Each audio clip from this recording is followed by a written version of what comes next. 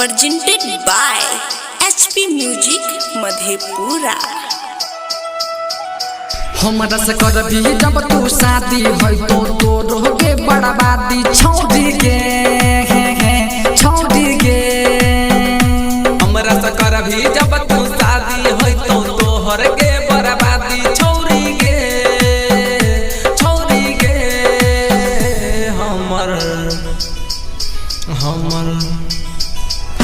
हमर बात ले तू मान हम छियै गे किसान। हमर बात ले तू मान हम छियै गे किसान। खेत में खटई बौगे कादो में छौड़ी धान रोपई बौगे कादो में छौड़ी धान रोपई बौगे। हमरा से करबी जब तू शादी होई तो जिंदगी तोर बर्बादी।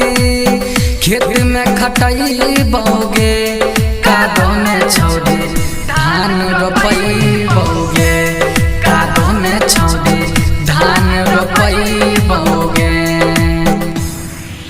आप सुन रहे हैं DJ presented by HP Music Madhepura. Pitaura बाजार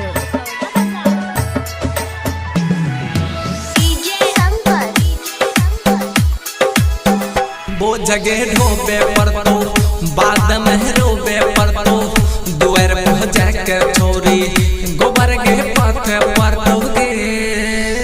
बोझ के ढोवे पड़तो बात में रोवे पड़तो दुआर पहुँचा के छौड़ी गोबर के पाथे पड़तो गे जखनी जखनी कपड़ा कर भी साफ तो बाप घर के याद खूबे हम सताई बौगे कादो में छौड़ी धान रोपई बौगे कादो में छौड़ी धान रोपई बौगे। presented by HP Music Madhepura.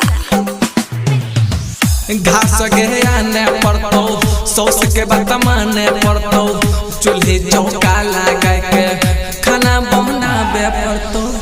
घास के आने पड़तो सौस के बात माने पड़तो चूल्ही चौका लगा के खाना बनावे पड़तो गे